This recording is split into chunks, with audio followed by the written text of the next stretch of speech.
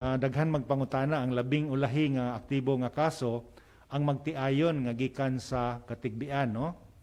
So atong gitigo mga atong contact tracing committee dinhi sa lalawigan unya ani ay ilang report kabahin sa duha ka sa magtiayon nga the latest PCR positive nga community transmission, no? So with the information is that kining magtiayon is a negosyante ni sila, no? Basically ang ilang negosyo is maligya rice trader, no? Mo display na sila bugas sa nagkalain-lain nga mga merkado sa mga lungsod o inigtabo didto, magda sila didto sa ilang mga stock sa bugas pamaligya sa tabo. Unya doon na sad ni sila yung mga sakop, doon na sila driver, doon na sila yung mga tindero ug tindera nga kasagaran sa tindero ug tindera live-in pad sa ilang panimalay. So among nakita nga kini sila ang ilang naandan nga itinerary sa ilang mga tabo is sa tabo sa lungsod sa Sikatuna, tabo sa lungsod sa Cortes, tabo sa lungsod sa Balilihan ug sa Katigbian. So mo kini ang upat ka lungsod nga gitrace gyud namo. Adlaw-adlaw do na gyud mi pagtan-aw kun diin sila.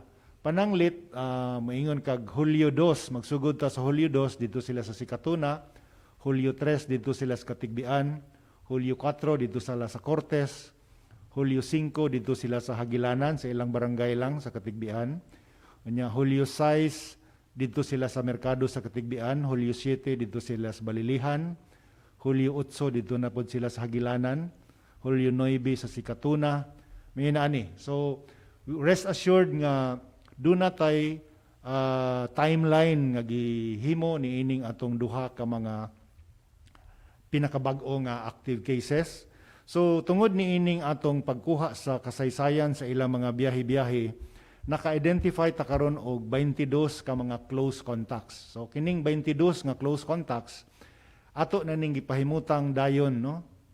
Dayon, no, pagkuan sa ilang sintomas, gani wala pa sa naato na sa gi-quarantine nagsugod ning magtiayon kining atong mga close contacts usab nga na-identify ato na sad ning gihimuan sa advice for quarantine. So kining 22 close contacts ato na ning gipahimutang sa strict quarantine ug wala na ni sila makasalamuha og lain pa. Unya ang labing significant ni ini is that ang ilang tanan nga close contact sa ilang household, no? Helper, tindero, tindera, driver, atong gikuhaan og rapid test ni adtong Hulyo 20 and ang tanan nga iyang mga household members, apil ang iyang mga anak, are negative for rapid test. Sa rapid test nato negative ang tanan. Kini lang duha moy atong naswab sad ni adtong Pizza 20 ni gawas ang resulta kagahapon PCR positive sila. No, so nagpadayon ang atong contact tracing, naay challenge ni ining atong contact tracing tungod lagi kay merkado, no? So didto sila ato ining lugar sa Tabo, dili na gyud nato no, naay mga tawo nga dili kintahay nimo mismo sila, dili na sila makaila sa pangalan. So kadto lang mga suki nila nga sinati nila moy ilang na hatag nato ang pangan ug atong na contact dayon og gibutang sa quarantine. Apan naay challenge ni ini kay kadtong uban nga dili nila kaila, of course miduol, mipalit sa bugas ug uban pa. Mao toy challenge nga ang atong gihimo ni ini nagsangyaw kita sa balita og gihangyo nga voluntary kadtong mga naka-contact sa ilang mga trabahante sa ilang pwesto dito sa merkado, muduol, mopahibaw, mokonsulta aron mapahimutang sila sa quarantine. Hinoon, these are already about third generation contacts, but apan siguro aron pagpaniguro lang atong gi-advise nga maghimo og home isolation, home quarantine kadtong mga third generation contacts.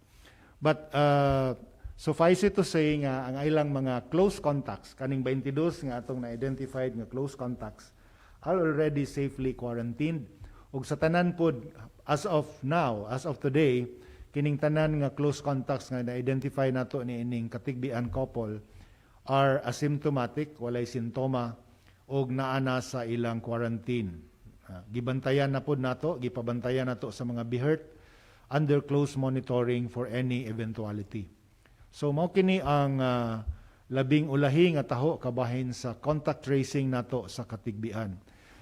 We are expanding the work no sa atong akong pasalamatan di ay ang local contact tracing team sa lungsod sa Katigbian tungod kay aktibo sila. Sige sila regular ang ilang pagtigom, pagtandi sa mga notes nga ilang nakuha, ang mga pangan nga ilang nakuha, and then immediately gihatagan og intervention. Ang ato usab nga Provincial Health Office ug ang atong Department of Health ga-supervise sa contact tracing activity sa lungsod sa Katigbian. Og be assured that we are controlling the situation. Atong gitan-aw gyud, wa gyud natoy walay mga butang nga atong gibutang sa alanganin. We are closely monitoring their contacts. Sa ako ning gikaingon, so far, ang ilang tanan nga contacts na ining magtiayon nga nag-positive are all walay sintoma. Apan bis sa gihapon, ato gihapon nga bantayan